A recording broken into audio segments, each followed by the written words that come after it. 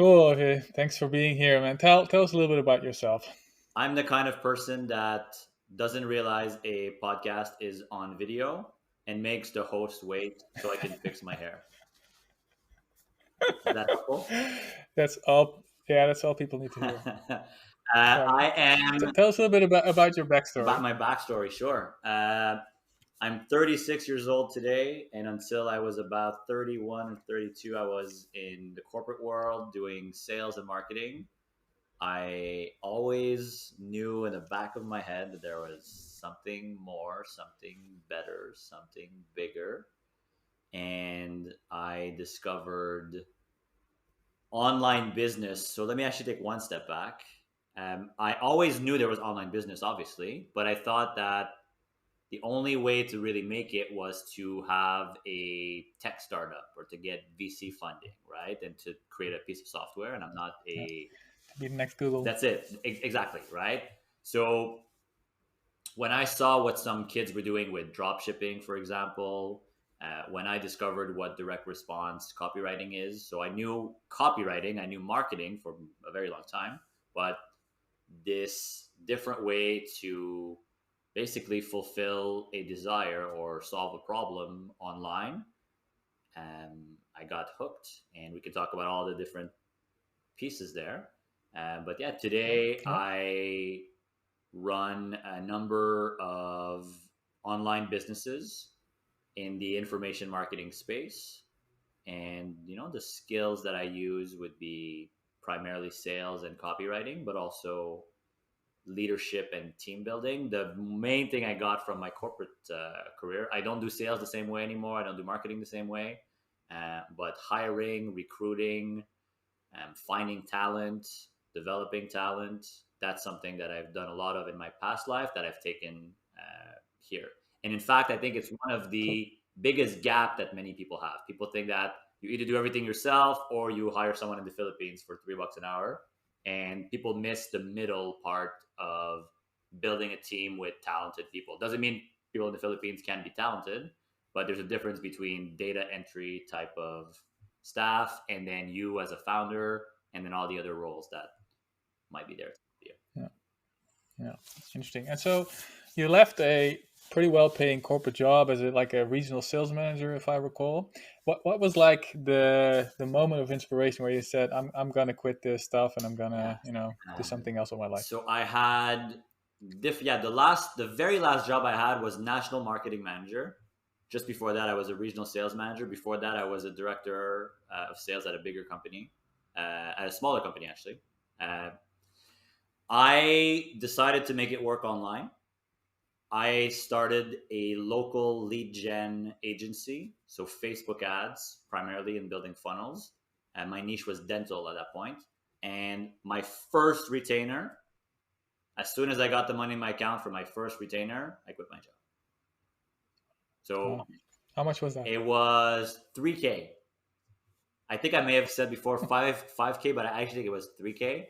Um, I did some work for free for that person. I found someone in my network who I could do it. I validated that it worked. As soon as I had a paying client, I said, let's go. And of course, that was not what I was making. I was making much more in corporate, but I said, let's go, let's burn the boats. The reason why I did that is because I have a sales background, right? And if there's one job you can Yeah. always get back, it's a sales job. If you're an HR specialist, I don't advise you burn the boats. But if you're a salesperson, what's the worst that can happen? Yeah. Yeah. And so 3K, that wasn't a lot of money, but I guess it was enough for you to say, hey, you probably already had a bit of savings, okay, 3K, that'll get me, maybe a month of runway at least. And then what did you do after? Well, I doubled down. So I not only crushed it with that client, but I decided to invest in paid traffic to grow. So that, for context, so that was and a very conventional agency, local lead generation, a specific niche. So I was working with dentists. I had a specific sub niche in dental for a specific product in dental. So I was laser focused on getting a specific type of patient or client for that dentist. Once I nailed that down, I created a very solid lead magnet and I ran paid traffic to promote it. and I got a bunch of calls. I closed a bunch of other clients, and I very quickly ramped up that agency to 30 to 40K per month. And then I got into other stuff that we can get into, but I would say within maybe 100 days, something like that, I ramped up very quickly. Because again, for context, right? If you're listening to this and you're 18 years old, I was 33 years old or something like that, and I wasn't broke. So putting 10K in paid traffic for me, it wasn't a big deal. It was like, well, do I put this in Apple stock or do I believe in myself, right? Mm, yeah, yeah. And so with an agency, there's always two sides to the story. You need clients, and you need to get those clients. At least that's what That's your right. business was about.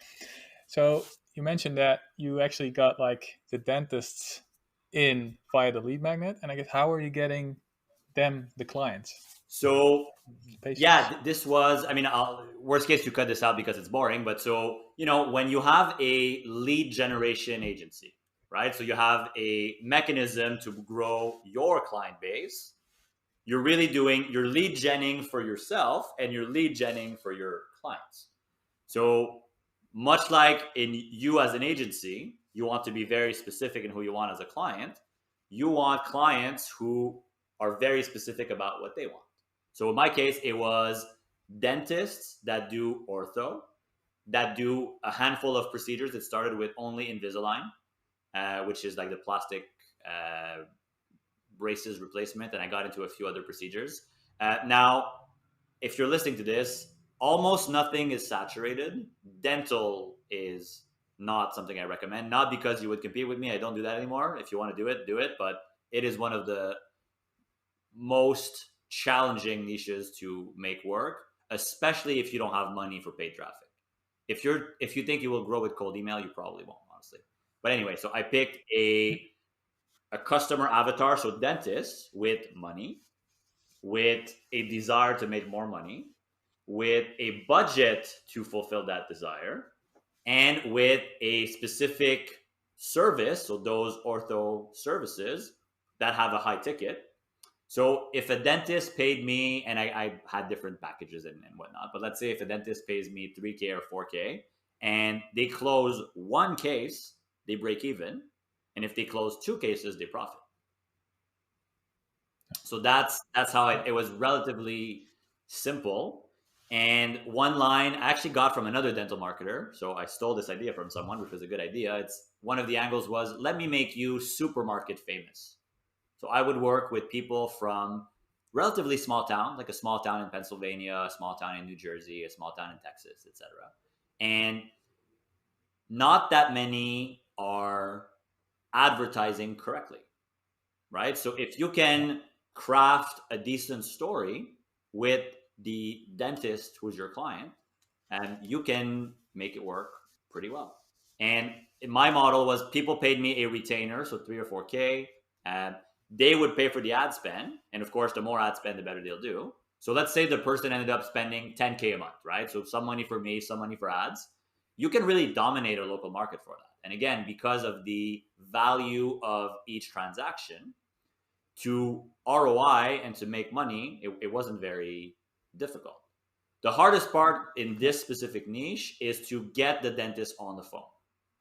Getting the decision maker on the phone is extraordinarily difficult in this particular niche for a number of reasons.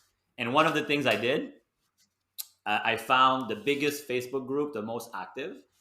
I befriended and helped the guy who runs the group, who's still a friend. His name is Paul Goodman, and he goes by Dr. Nacho. He's an awesome guy.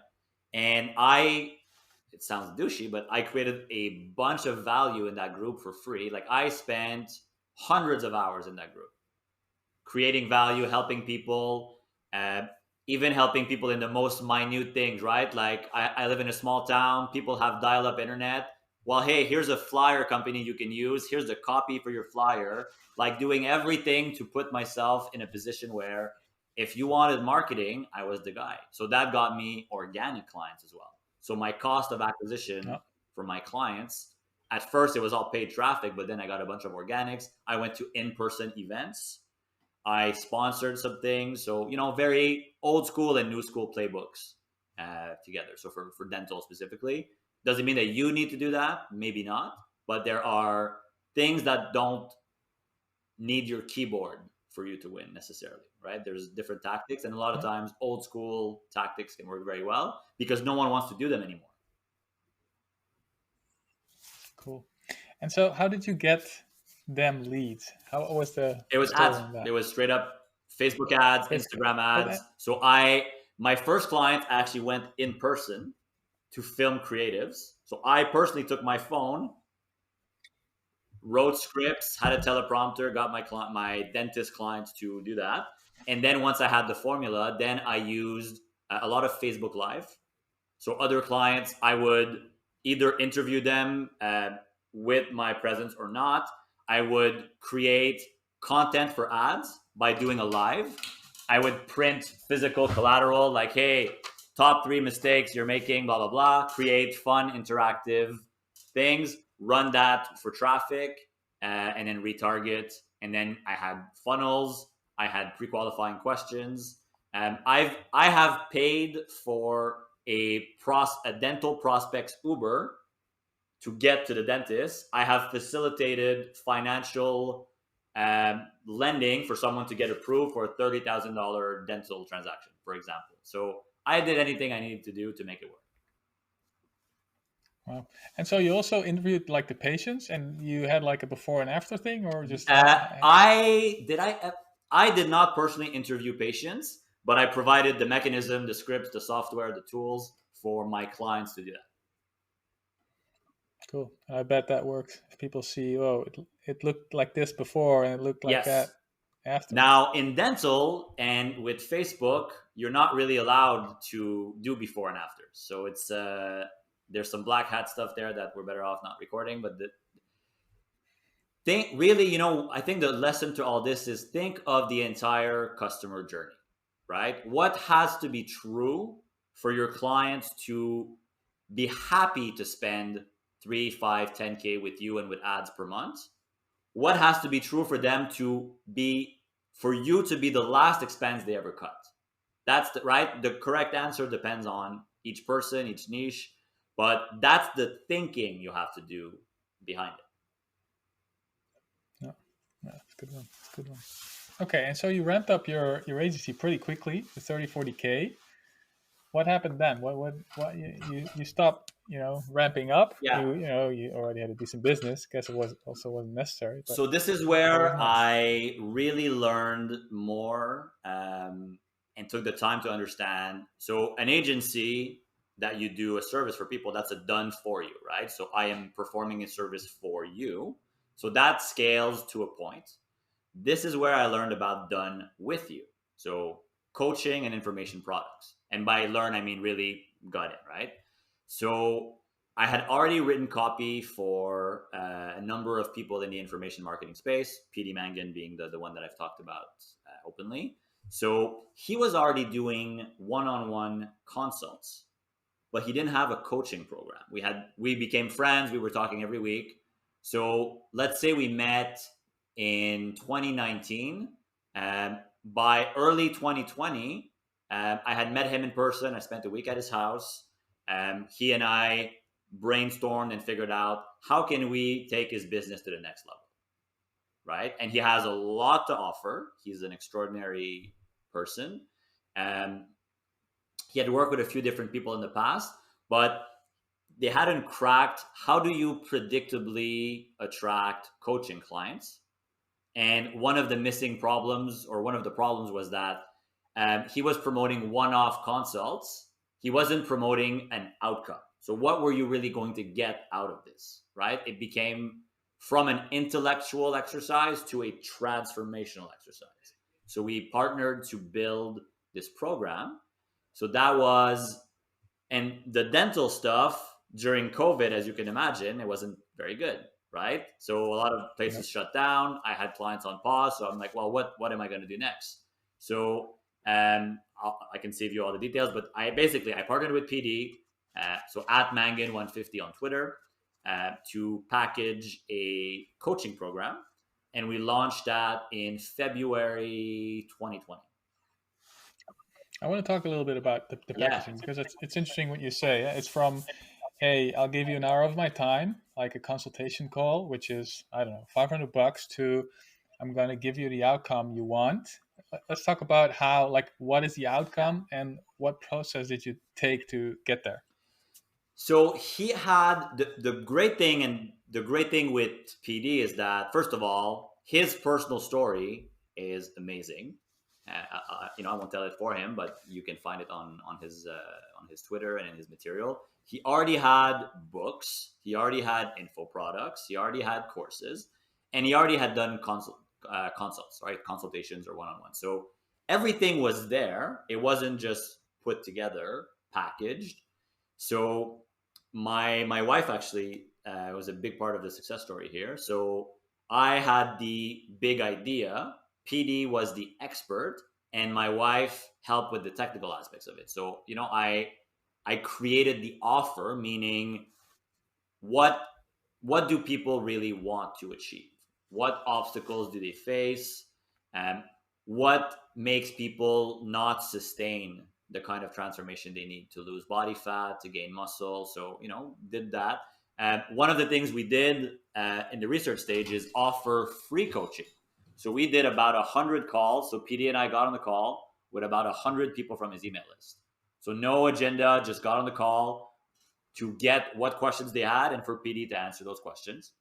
And the ones that needed Yeah. the most help, You jotted yeah, them of down. course, the ones that needed the most help, we offered a coaching offer a few months later. So I had notes, so a database of over 100 calls. Some of them took up, and then that validated. So that was we talked to 100 people, and I think we sold 16 or 17 spots for a coaching program. And that validated that we should be building the coaching program. So then taking all his knowledge, all his resources, plus a lot of new stuff because he hadn't come out with a new offer in about maybe 2 years. So all he had, plus a bunch of new stuff, the latest research, and package that into a combination of Zoom calls that you get one on one, of email support, of modules, of personalized workouts, meal plans, all that good stuff, and focused on absolutely crushing it for those first 16 or 17 people, get some great testimonials, and then do a full massive launch at a higher price. Cool. Cool. And so, what were like some of the more interesting questions people asked, and like in the end, what outcome were people looking for? It's funny, right? In almost every coaching scenario, every question is a variation of will it work for me? Right? It doesn't matter what. I have a 3-year old daughter. I work 60 hours a week. I commute. Will it work for me? Right? Or I'm allergic to shellfish. Or so, in a way, it's all different, but it's all the same. And you realize that really what people need is three things. People need clarity, people need structure, and because it's coaching, people need and want accountability. Every coaching program delivers this. They may not be using these exact words, but you're giving people clear, simple information in sequence, very important as well. You're structuring, so the sequence of things, so you're structuring their habit stack, you're structuring the progress, the incremental habits they put into their life, and then the accountability, so measuring progress, fine tuning as you move along, further simplifying, and those that do really well, setting new, more aggressive goals, right? So everything's a matter of giving clarity, providing structure, and having an environment where you have healthy accountability. What are some examples of the clarity giving? I guess what were really like hooks for people to say, "Aha, yeah, that Yeah, is for me." well, in health and fitness, right? There's a million diets, so keto, Whole30, paleo, veganism, obviously, Atkins, whatever, right? So it's about what are the universal principles. right? What are the things that work for everyone? And that also helps you figure out, are there people you can't or don't want to work with? So those of you who know Mangan, so he doesn't work with vegans, not because they're not good people, because it's just not a good fit. We do have some vegetarian Yeah. clients in this program that can work. So I'm not going to just give the full secret sauce there, if you don't mind, of the coaching, but there is a specific model that takes people's real life, their real starting point, their preferences, their constraints, and adapts that inside a model that PD has built and delivers a very personalized, actionable roadmap that covers food as a broad category, whether it's cooking at home, whether it's eating out, whether it's ordering in, and a methodology where the number one thing he does for people is help them manage hunger. So it's not about a number of calories, it's not about a number of meals, or not even about a number of hours fasted or not fasted. It's how do we manage hunger, right? The problem is hunger. Whether it's emotional hunger or physiological hunger, people are overweight because they can't control their hunger, right? You can deconstruct that in 20 different ways, but once you solve for that one very core problem, everything else gets much easier. Yes, exercise matters. Yes, sleep matters. Supplements matter. A lot of other things matter. But if you don't control hunger, it doesn't matter if you take the best glycine, right? It doesn't matter if your your best bench press lift is 5% higher. If you can't control that, so that was like it's the most obvious thing in the world, but it's marketed a specific way with specific words with a unique a USP. But really what we're doing is solving for hunger, creating a system to solve that that's meant to last you for the rest of your life, and it does. How did you create structure in the program? That's a good question. I would say it is, that's maybe the hardest part, because on the one hand you want people, let me one step back. My definition of a good information product is one where your customer feels they're stealing from you. Your offer and the fulfillment of your offer should be so good, and Hype Fury is a good example. At however much I'm giving you guys per month, I feel like it is a no brainer, right? So I am stealing from you because I'm getting more value. So, how do you achieve that? Well, in information marketing, it's about having the right information sequenced in the most logical way and learning as you have. So, now in this program, we've had hundreds of clients, right? 400, 500, 600 clients that have been through this program now. And so you constantly iterate and refine. In our case, we can see which modules people watched twice. We can see which modules people skipped. So it might be renaming the module. It might be having shorter modules. It might be removing things that are conceptually very interesting but not actionable, and sequencing them in order. And I'll tell you a funny anecdote. Rarely, but sometimes this happens. Someone signs up, they need to lose 40 pounds. And they'll tell PD after 3 weeks, PD, it's going great. I've seen all the modules. I bought an Apple Watch. I slept 8 hours last night, all that stuff. The only thing missing is I didn't start the meal plan yet. And as you can imagine, that is the single most important thing that people need to do. And I would say it might be because they are so focused on being a good student and following the curriculum, and maybe there's too much information in their specific case, that they're not taking the one action that will change their life, and it's to change their food.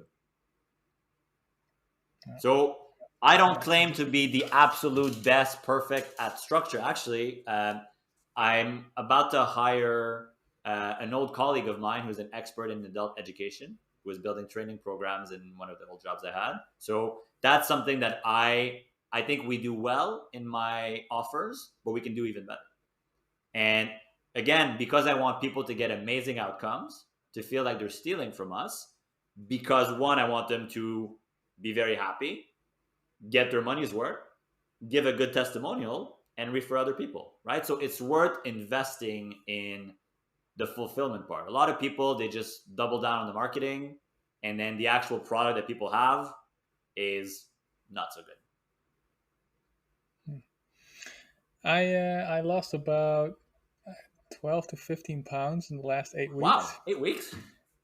Uh, yeah, and so I did that with intermittent fasting. I go to the gym 3 times a week. I go swimming. I bike at least an hour a day, and I do some other stuff.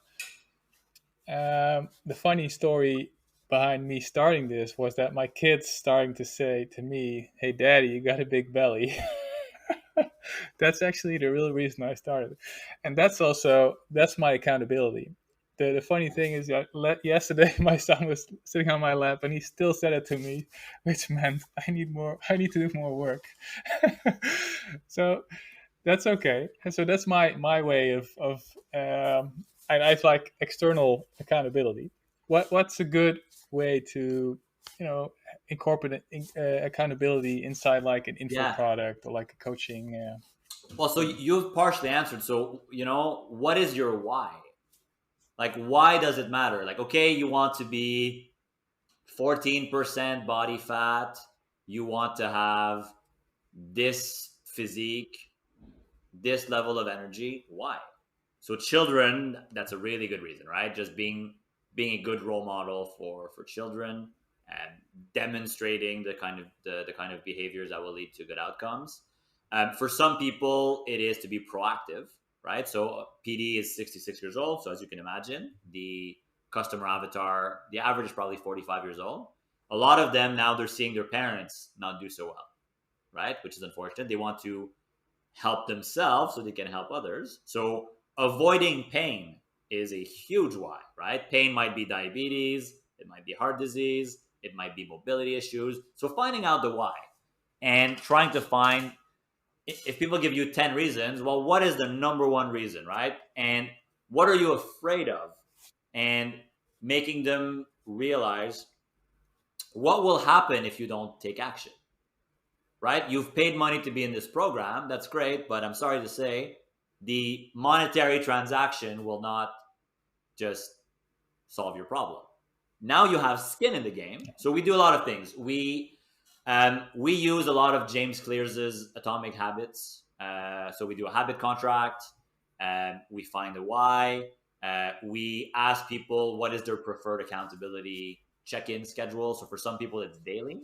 For some people, it's weekly. For some people, they have literally like an Apple Watch, an Oura Ring, a Fitbit, MyFitnessPal, a spreadsheet. For some people, it's just directionally, I lost 3 pounds last week. And from there, figuring out, well, what time of day, what are their obstacles, what are their temptations or risk factors, and checking in with them at the opportune time. And also giving them tools that, if so, you were talking about fasting before, right? So most people have 21 meals a week and a snack. So let's say 4 meals, 7 days, so 28. So you don't need 28 out of 28 to be perfect, right? If you were starting at 0 out of 28 and you move to 10 or 12 or 14 out of 28, that's a huge win. And you want to eventually graduate to not 28 out of 28, but 20, 22, 23. So progress. Yeah, cool, cool. All right, so let's talk a little bit more about like your Twitter journey, because your Twitter profile is from like 2008, mine is from 2009.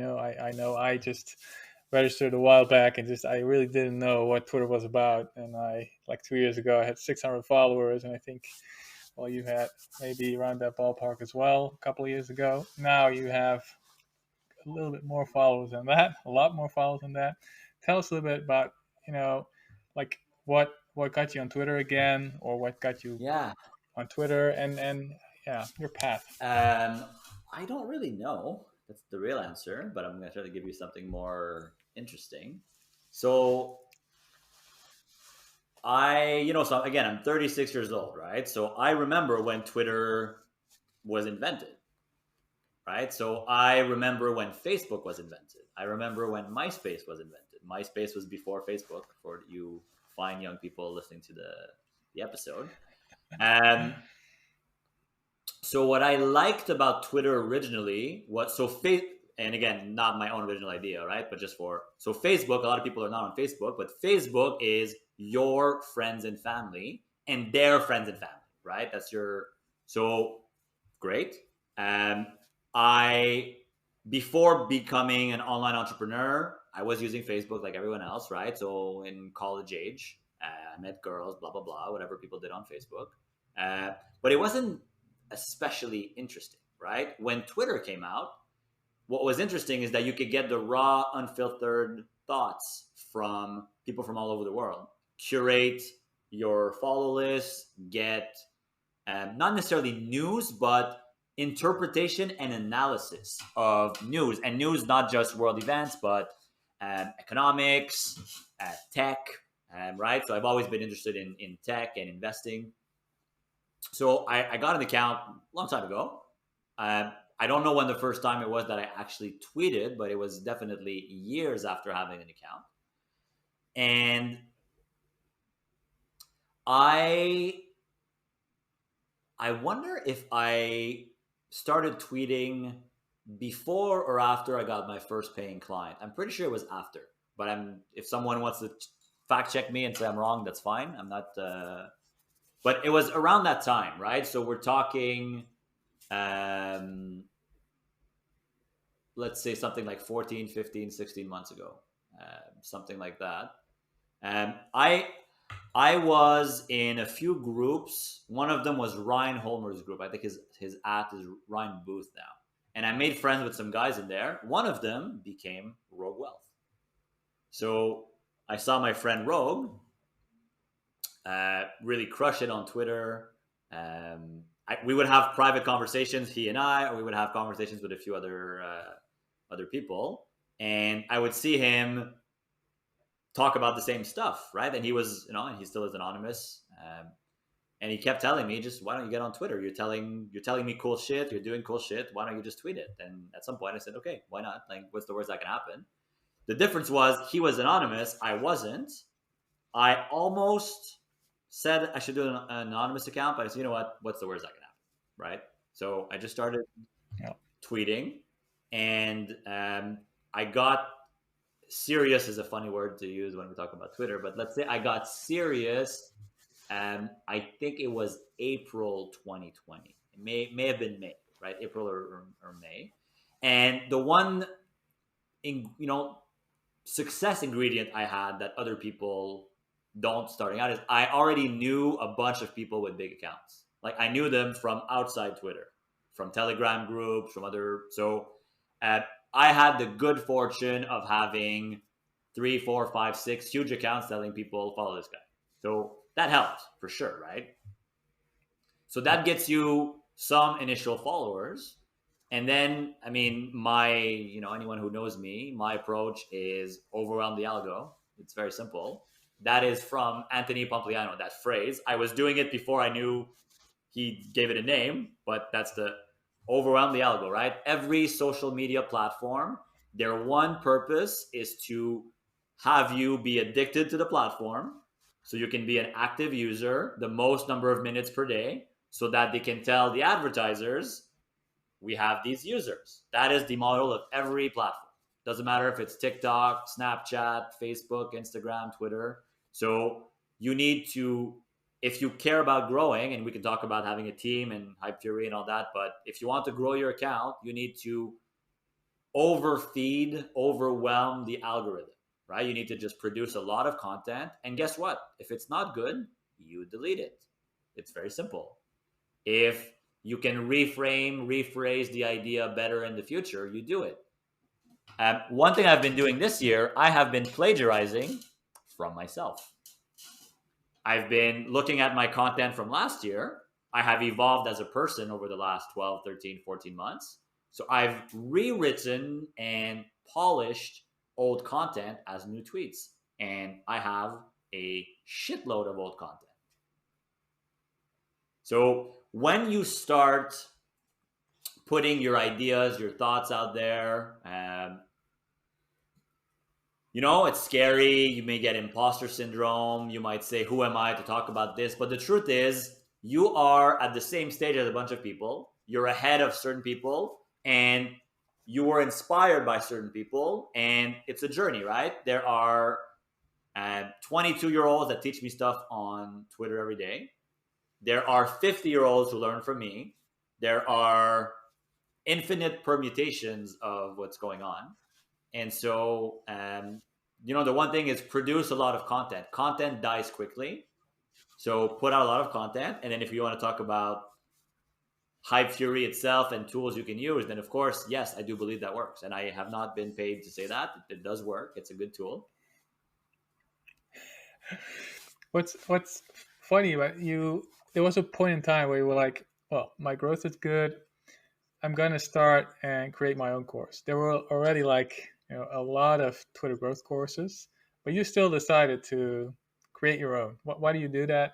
And how did you structure everything? Because it was like a huge thing to grasp. Um, yeah, I think one of the reasons is because I knew there was a lot of appetite for that kind of product, right? So when there's a lot of something on the market and you have some sense that people are buying it, well, you can cry and say it's saturated, or you can say, wow, it's validated. So it was obviously validated. Um, I bought Life Map Money's product. I bought Ed Lattimore's products. Um, and at least one more, I think I'm forgetting. But those two for sure, I got something out of. And my own experience was quite different than their experience. And I'm a copywriter. Neither of those guys are copywriters, or at least not in the conventional sense. So I thought, well, at first I was going to do a 20-minute Twitter copywriting video. And I tweeted about this too. And then I kept having more ideas and more ideas. So I said, well, why not package them in a nice way? And then, you start something, you say, well, I'm going to put my name on it. Why not make it really good? And then people would give me ideas. Why don't you talk about this? A few friends said, hey, do you need help? And I said, yeah, why not? So, Jose was one, Joey is one, Joshua Lysek is one. I'm going to forget others and they're going to be mad at me, but that's okay. So I ended up, creating this group of all-stars and, giving the market what it wanted and what it needed. I have talked previously about some products or offers that I feel are not very good. Either the quality or the person's ethics. So I don't think we need to go into a lot of depth there, but people who talk about doing something and have a product that talks about doing something that talks about doing something that have experience doing nothing else, I don't have a lot of respect for those people. Let's just say that. I read it. So what was really interesting about like the path you took on like the course building was you had a big launch, a lot of people jumped in, but the price was $0. Why did you do that? Um, the most honest and arrogant answer is I didn't need the money. I'm sure I could have made 50, 100K, 200K from that course. I didn't need it. I wanted to position myself as bigger than the 29-year-old or $29 course. And my business model is I either do amazing free stuff or amazing premium stuff. I don't do the middle for positioning reasons. You'll never see me put my name on a 20, 30, 40, 50, $100 offer. Never. I will never do that. That's interesting. The experience was positive. I would do it a bit differently. I would charge $1 if I was to redo it, just because people having just a little bit of skin in the game, I think would be better. And I actually would have fewer modules in the course. I would have made it more condensed, and maybe I'll fix it up at some point, but it should be like the best info, right? Okay, well, you've done this part. You should be here now, right? Like if you haven't done these actions, if you haven't achieved these outcomes, don't keep consuming more content. Get to this level, right? Yeah. Like if it's an agency course, if it's like, well, have you warmed up your domain for cold email? No, well, go do that now, right? I don't care about your logo. Go warm up your domain for your cold email. Funny. Yeah. And then you sold, as in a lot of people like bought into your course, and then you vanished. I vanished. So I decided that hibernation wasn't just for bears, and it was very cold in Canada. And I, for a number of reasons, one of them was personal marriage preservation. One of them was to double down, triple down on the other offers I was working on. And because I wanted to, basically, I'm very extreme as a person. If I do something, I do it to the extreme. So I would rather be on and be fully on and be super committed or not do it. So I was in a place for a number of days or number of months where I wasn't 100% committed, so I became 0% committed. That's why. Yeah. So you could be more committed on other That's it. projects or things in your Yeah. life. Cool. What happened to your account in the interim? Well, I happen to have this little piece of software called Hype Fury, Hmm. and it turned out that surprised me actually. So I had the good fortune of having, again, thousands of tweets. So in your beautiful software, you can mark certain tweets as evergreen, and you can have a retweet schedule. And I have, I don't know how many tweets, if it's 600 or 1,000, but a lot. So I simply clicked a bunch of evergreen stars next to tweets. I created a schedule to tweet, I don't know how many a day. And turns out my account was still growing. So I was losing some followers because I wasn't tweeting out anything net new, but new people were discovering my account and my content. And on the net, I would have to go look at numbers, but I was maybe 20, 30, 40 followers per day on average by being like completely absent. Wow. That's It's pretty pretty good. good. It's pretty good. Pretty good ROI Most people see the opposite. on They that piece of see a software. decline. Yeah. Nice. Nice. And what made you decide to come back? My friends harassing me is probably the right answer. Certain people like Good. Rogue Wealth, like Frazzle Dazzle, like PSP French, um, and they were lying to me. They were saying, "Oh, everyone's saying you should come back," and I'm sure no one was saying I should come back. But they were playing with my ego. They was like, "Oliver, everyone's saying you should come back. Everyone misses you," and they did that for weeks and weeks. And at some point, I said, "Fine, okay." Cool. How's to be back? It's fun. It's very distracting because of my personality, as I mentioned. But it's fun. Um, yeah, some people told me, "Oh, it's very different." I don't think it's very different. People fixate on one thing, right? So agencies were the hot thing at one. So like drop shipping was the hot thing a while ago. Agencies were the hot thing. Now it seems to be SaaS, so software. But it's still the same thing, right? It's people focus on one thing, and it doesn't mean that thing is good or bad. It just means people can't focus on more than one thing.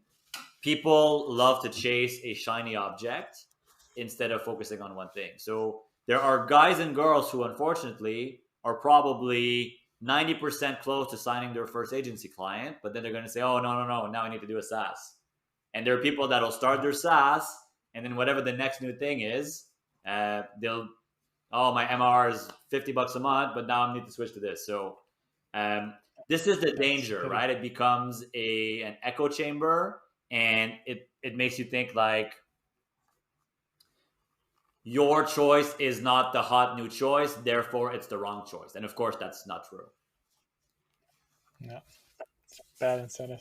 What are your plans now? Now you're back. Stop juuling and spending the GDP of a small nation every day on Jewel Pod. That's one plan. Um, What can I talk about? So I have a few things that I'm doing now. So I no longer run. It's been a while already. It's been. I don't do any local lead gen. It's been quite a while. So I'm still very much involved with PD. I have a new-ish agency where what I did for PD, my team and I do for other experts. So I'm working with about 10 other clients at the moment that have either a coaching program or an info product or a combination.